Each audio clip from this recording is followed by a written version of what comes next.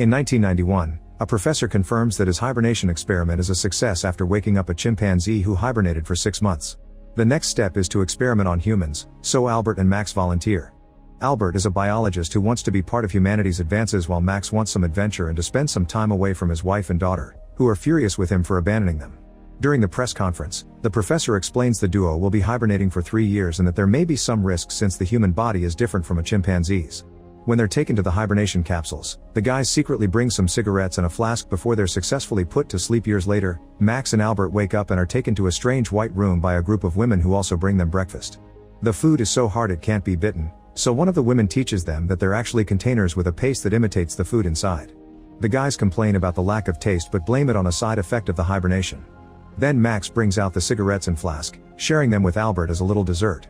However, the smoke immediately triggers an alarm and the women rush in to put it out by covering them with foam. Afterward, a doctor and her assistant Lamia come to check on the guys, who keep asking about the professor. The women explain the professor doesn't exist and his experiments were abandoned because the world went through another war. Max and Albert are very confused, so the women finally share the details. They slept for 53 years, meaning it's now year 2044. To make matters worse, the war wiped out all men, so Max and Albert are the only ones left. Confused and scared, the duo tries to run away, but the door electrocutes them and knocks them out. When they wake up, Albert concludes this must be the second stage of the experiment and they're testing their reactions to a psychological shock. Max still can't believe that there aren't any more men and wonders how the women reproduce. Since Lamia is keeping an eye on them, she hears this and explains they reproduce through parthenogenesis, which is a real form of asexual reproduction that doesn't require fertilization found in many animals. At that moment, another woman belonging to the faction Genetics enters Lamia's workstation and messes with her things, saying it's a pity Lamia left Genetics to join the faction Archeo. Before leaving, the woman points out it'd be a better idea to hand the guys over to Genetics. Sometime later, the TV in Albert and Max's room is turned on and a girl appears talking about parthenogenesis, so Albert has to explain to Max that the children are created in test tubes. Lamia mentions that their method of procreation is perfect, but Max accuses them of brainwashing kids. That night, Max and Albert think about the years of life they've missed and how their family and friends are gone. Swearing they'll never get frozen again, they comfort each other and finish the last drops of alcohol. Later, while they watch TV, Max points out that if they do things right, this place could be a paradise for them, but Albert scolds him for thinking with his other head in such a serious situation. At that moment, Lamia comes to check on their health and Max answers with a flirty line that Lamia doesn't understand. Then he asks if they could take a walk together or even dance as he comes closer to Lamia, suddenly stealing her first kiss. Lamia freaks out and immediately throws him on the floor before leaving. Once she's alone, Lamia realizes she can't stop thinking about the kiss and something has awakened in her. Eventually, the guys are allowed to leave the room and taken to the biosanctuary, where they find embalmed animals that were victims of radiation. They also find a tree with 2 tiny apples and eat them. At that moment, they're approached by Her Excellency, the leader of this society. When she asks the men's age, Genetics member Emma explains the guys are technically 86, but because of the hibernation they haven't physically aged. Max comes closer to properly introduce himself, but the guards think he's about to attack her and knock him down. Her Excellency tells the guards to let go of Max and teaches the men some history. It was the professor who invented the M-bomb, a chemical that was supposed to temporarily paralyze male genes to stop the war, but in the end it erased them. Max points out he and Albert can take over reproduction now, but none of the women are interested. Her Excellency points at the tree and explains it symbolizes the story of Adam and Eve so women will remember not to lose paradise. She then notices the apples are missing and furiously orders the guards to put the men in confinement. Afterward, Albert tells Max they should escape, theorizing there must be a better world outside. In the meantime, Lamia continues to think about the kiss, so she visits the elder, the only person who still remembers the old world. Lamia gives her a jar of strawberry jam to convince her to talk, and the elder shares stories about the role of men in the former society. Lamia can't help admitting there's something fascinating about Max and Albert, causing the elder to point out that Lamia must be falling in love. Then the elder asks what will happen to the guys, so Lamia explains they'll go through naturalization, meaning they'll be operated on to become women. The elder gets angry and says that's worse than death for them, mentioning having men is the last chance for things to go back to normal.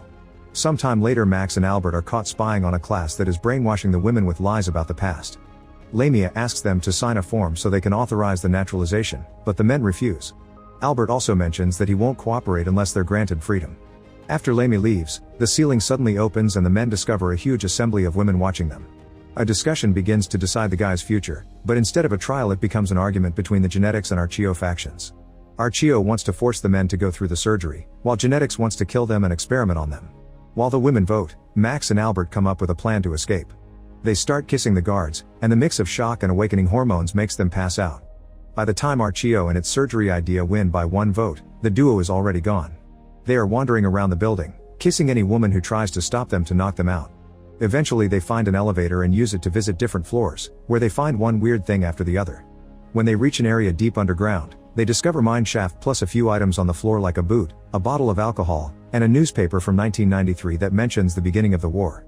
At that moment the security team finds them, so the duo runs and escapes through a waste chute. They land in an abandoned area where anarchists live away from the oppressive regime, which allows them to enjoy forbidden things like music, dancing, and woman-on-woman action. Max and Albert dumbly watch 2 people kiss and get caught by 2 rebels who think they're government spies, but at the same time the security team shows up and attacks. Chaos ensues as the rebels panic and the guards don't know who to arrest first, allowing the guys to escape. In the chaos, the men split up but luckily find each other again at the elevator, only to be discovered by Lamia. She offers to take them to see the outside, but Max is suspicious.